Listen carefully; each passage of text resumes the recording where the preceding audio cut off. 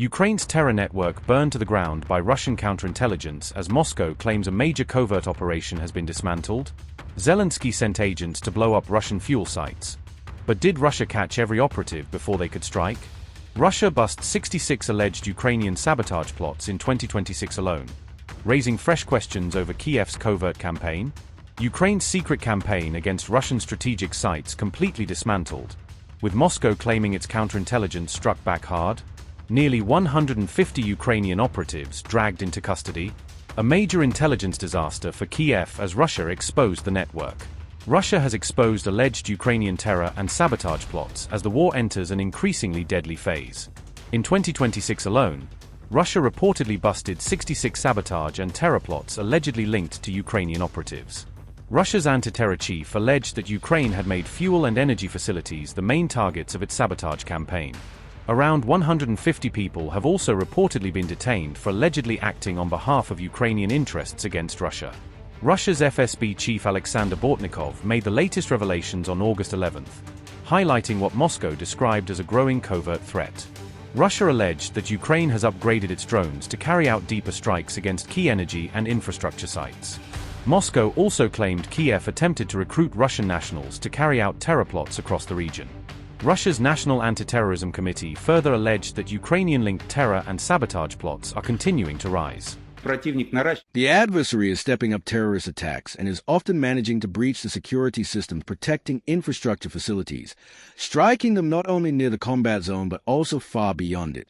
To carry out its plans, Ukrainian security services are upgrading unmanned aerial vehicles, recruiting Russian citizens to carry out acts of sabotage and terrorism, and attempting to infiltrate sabotage groups. This year alone, law enforcement agencies have prevented 49 acts of sabotage and terrorism at transport facilities and 17 at fuel and energy facilities. The meeting drew participant attention to the need to strengthen comprehensive security and protect facilities against sabotage, terrorism, and other threats, ensure effective oversight of the implementation on the ground of directives and recommendations issued by the National Anti-Terrorism Committee and federal and regional authorities, and assess the effectiveness of the measures being taken. Today, we will consider the issue of ensuring anti-terrorist protection at transport, fuel and energy, and nuclear energy facilities, and identify priority measures to improve its effectiveness amid a rapidly changing operational environment. Federal state bodies are currently carrying out extensive work to improve the system of organizational measures aimed at countering emerging threats. To carry out terrorist attacks, Ukrainian security services are stepping up efforts to recruit Russian citizens as perpetrators and to infiltrate sabotage groups. This year alone, law enforcement agencies have thwarted 3 attempts by saboteurs to infiltrate our country. 66 bombings and arson attacks targeting transport and energy facilities have been prevented, and 150 people involved in preparing and carrying them out have been detained. These features of the current operational environment require us, alongside improving systems for countering drones, to address the full range of security issues concerning the protection of facilities against threats of sabotage and terrorism. Meanwhile, Russia security service agents captured a citizen in Kherson for plotting to carry out a terror attack. FSB officers were reportedly seen on August 10 chasing and apprehending an alleged Ukrainian recruit in Kherson over suspected terror plot. The FSB claimed the Russian national had been recruited through Telegram by Ukraine security service to allegedly carry out the attack.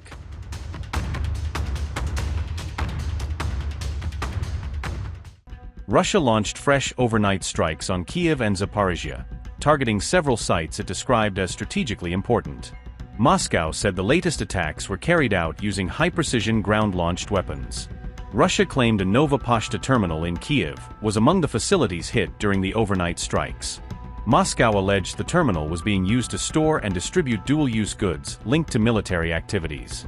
Russia claimed the facility contained components for long and medium-range drones as well as robotic systems. Moscow also alleged that the site stored electronic warfare components and equipment for other military systems. The Kyiv 3 logistics center was reportedly another target in the Russian strikes on the capital. Moscow claimed the 50,000 square meter facility had capacity to store up to 15,000 FPV strike drones.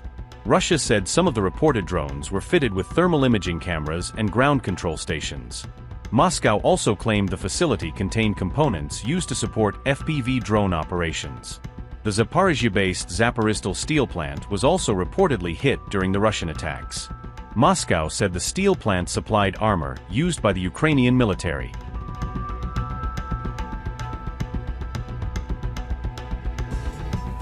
Russian attacks killed 5 people and injured 21 others in Zaporizhzhia and Kyiv overnight on August 11, according to Ukrainian officials.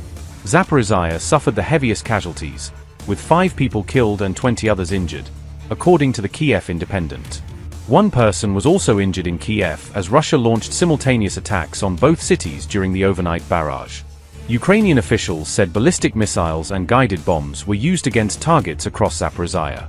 The strikes damaged homes and other buildings, while fires and power outages were also reported across the affected areas.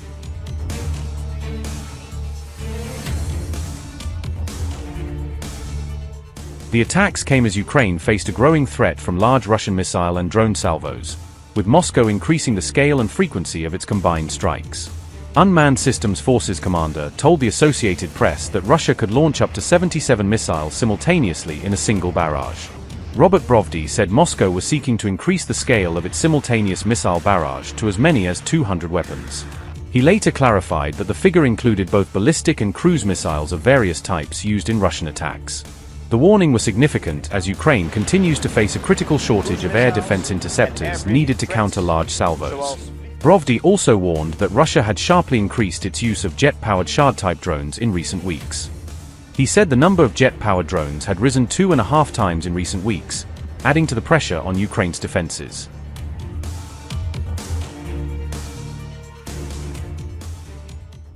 Russia's new jet-powered Shards are forcing Ukraine into a dangerous new drone race, as air defense systems built for slower threats face a much shorter response window. Russia is gradually shifting away from older Shard 136 drones toward jet-powered models, according to reporting from Mesha. The new UAVs use turbojet engines and can fly 2 to 2.5 times faster, allowing them to cover the final distance to targets before many mobile defenses can reposition.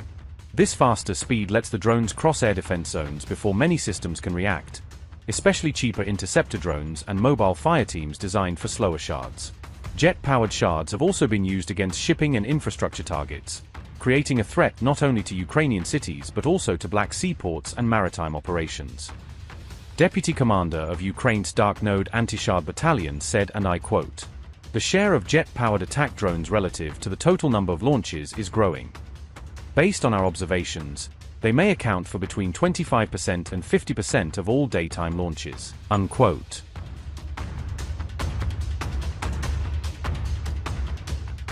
Ukraine was actually the first to use jet-powered missile drones in this war, deploying systems like Peklo, Bars, and Ruta early on. Russia then saw greater value in mass deployment and expanded its own production of similar jet-powered systems at scale. Moscow now reportedly produces around 500 jet-powered drones every month, according to estimates from Ukrainian intelligence. Notably, Russia's 2026 defense order includes nearly 100,000 Shards, decoys, and equivalent systems combined. Upgrade your news experience with the all-new HT app. Download now.